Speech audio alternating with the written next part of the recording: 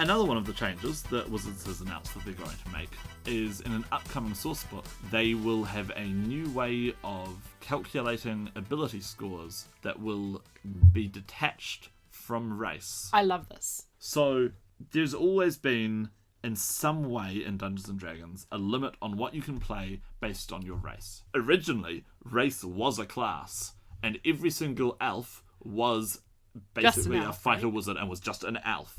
It's amazing. Such a strange idea by today's standards. Yeah.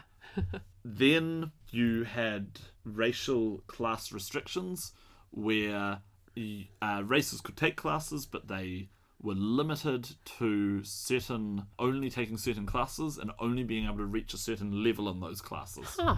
Really? I didn't know that one. It was a terrible idea. Yeah. What edition was that? That was first and second edition. Right, okay. And so that was meant to be the balancing thing, was that humans had no special abilities and no bonuses to anything, whereas if you were an elf or a dwarf, you got all these cool bonuses, but you could only be a few classes, and you'd hit maximum level with them.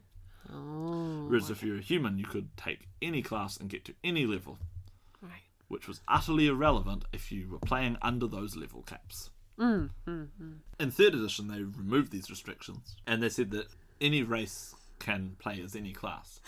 But as certain classes want certain ability scores, that meant that if you were going to be, for instance, a dwarf wizard, you were going to play a character who is just worse than being any other sort of wizard. Yeah, by like 10%, right? On a D20. 5%. 5 to 10%. 5 to 10%. And so that meant you didn't really see a lot of dwarf wizards, for example. And the same thing continued over into 4th edition and now 5th edition.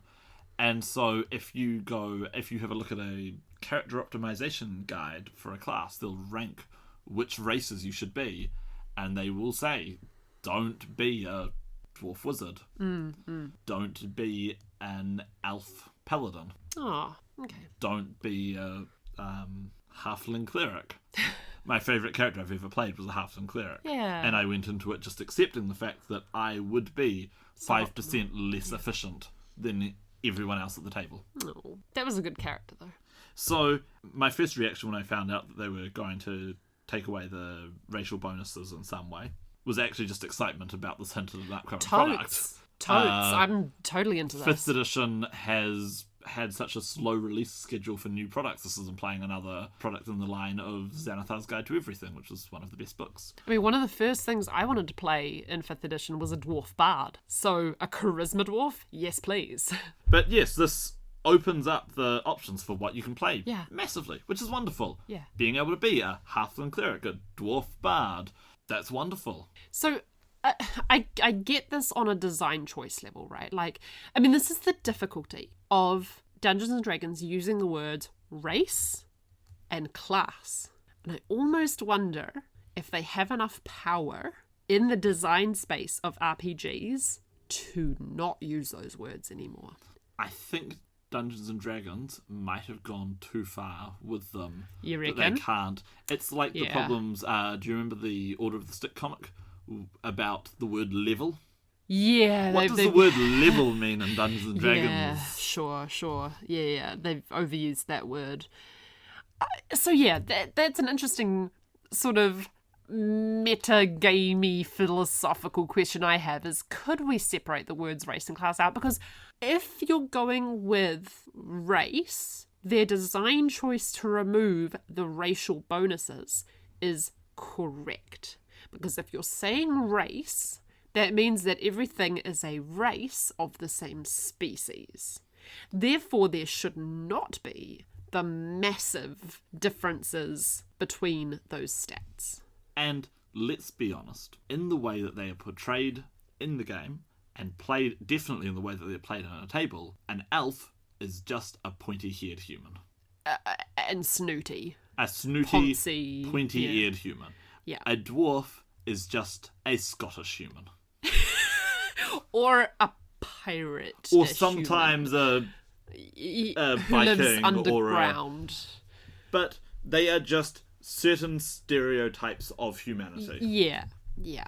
So they're not really a different species. It's not like Glorantha, which I'll be talking about again in a bit, where the different races are completely alien species, where a dwarf is incomprehensible to a human because it's an alien being with its own mindset. And so they might value certain attributes over others, maybe, or they just are biologically. Glorantha, they might just be biologically different because, or spiritually different because they are a completely different thing. That's interesting. That's very interesting. If you don't know Glorantha, dwarves are basically sentient cogs in a machine. They're more like modrons in D&D.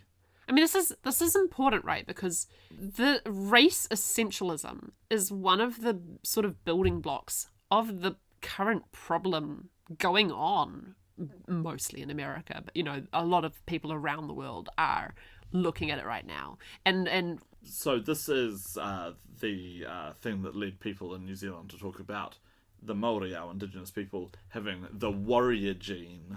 Yes. And leading to, because they're racially predetermined to... Now let's just say something right here so there's no confusion. There's no such thing as the warrior gene, okay? It was a racist idea that was made into a very popular piece of terminology that people picked up and then went, oh yeah, you've got to excuse those Maoris for being so violent because it's the warrior gene. Nope. But that's one of the problems of race essentialism that I'm talking about here. And of course, once you have race essentialism, you can then say certain races have desirable attributes and certain don't, and that leads to eugenics. And it leads all sorts of horrors. And it also leads to design principles in RPG games where this brand of sentient being has +1 intelligence and this brand of sentient human being has +2 strength and can't have an intelligence bonus. That was a problem with orcs who used to have an intelligence penalty. I did not know that. And I do not like that. Especially given that orcs were so racially stereotyped. Oh, that's really nasty. I don't like that. Oof. They then got reprinted in a subsequent book in 5th edition, and the penalty got removed. Yeah. See, it's also really important because I can't believe James, I cannot believe I am about to bring this up. Dear audience, just purely out of interest, I have downloaded and read part of the erotic book of fantasy for Dungeons and Dragons. I can't believe I am bringing this up. Book of erotic fantasy. Thank you, the book of erotic. I just wanted to know what is in this book. So why? If you've just gotten into Dungeons and Dragons recently, back in 3rd edition, Wizards of the Coast opened up publishing to everybody. And so there was a massive glut of supplements on every single thing imaginable under the sun. And then there was the extremely controversial Book of Erotic Fantasy, the R-rated supplement, which was incredibly controversial until it came out and turned out to have the sex appeal of a university textbook. Yeah. Oh God, yeah. See, that's the thing. I wanted to read it because this is back when before I really knew James, and I was just trying to feel out the role-playing community on my own, without really a lot of guidance as to where I needed to go. And I wanted to know who wrote this book, why did they write this book, who's the audience for this book, what do you do with it, what does a sex spell look like? Spoilers, they're sort of not all that sexy. But anyway, the thing that most of this book is filled with is basically ethnographies of the cultures of the different races in Dungeons and Dragons, including the non-player monster races. So one of the sections that I read and sort of couldn't believe my eyes while reading it was about goblin gender relations. It was about how goblins are really conservative when it comes to sex. They are basically the most missionary position monsters. And I just couldn't believe, one, that, okay, this is a fantasy book and we're being, this is where our imagination goes. Apparently goblins are into missionary position. Okay. You know the goblins in Magic the Gathering are having the freakiest sex. Oh, they're nasty. They are. Oh, yeah. Oh, you don't want to know about it. But it also struck How much me. of this are we going to be cutting? We'll see. It struck me really interesting that now knowing that there's this ethnography in this minor textbook, how can I go about killing goblins anymore? When they're clearly being written down here as a people, as a culture. Like, it's messed up. Why have you written this ethnography about people that I'm supposed to hate and kill? You know? So it's really... I feel like Dungeons and Dragons isn't the game for that sort of thing. No. It is not the game to explore your sexuality. I don't think so. Hashtag RuneQuest. Hashtag Glorantha. Really? Oh, okay. We'll have to get into that another day then, because I don't know a lot about them. We have gone so far off topic. We have. I don't quite know how to get back. Basically, what I'm trying to say here is race essentialism. That's basically what I'm trying to say. If you have to decide either way in your game design space. Are you going with species or are you going with races? Now, if you're going with species, it has its own set of problematic things of, are you just going to go and murder a bunch of animals because you're not the same species? Well, some people would go, yeah, fine, I don't care about animals, whereas people like you and me, James, would go, no, animals are friends. But I think we should all, as human beings, move away from the xenophobia of our past and at least draw a line at murdering sentient beings with cultures, and yeah. We are going to see... And for a great webcomic that delves into this, you should read Order of the Stick. Oh god, yeah. Or if you're not interested in this and just want something funny, you should read Order of the Stick. Yeah, and if you're interested in sexual Dungeons and Dragons, check out Oglaf. Not at work. Not at work. And only if you're old enough. And only if you are over 18. But... yeah, I feel like perhaps in the future, more and more things will come out of role-playing, and perhaps we're going to move further and further away from murder hoboism. That's my hope, anyway. And perhaps over our talks about D&D, because, spoilers, D&D is going to be a major topic of conversation in this podcast. We have a lot of role-playing books, we played a lot of role-playing games, but we keep coming back to Dungeons and Dragons. And...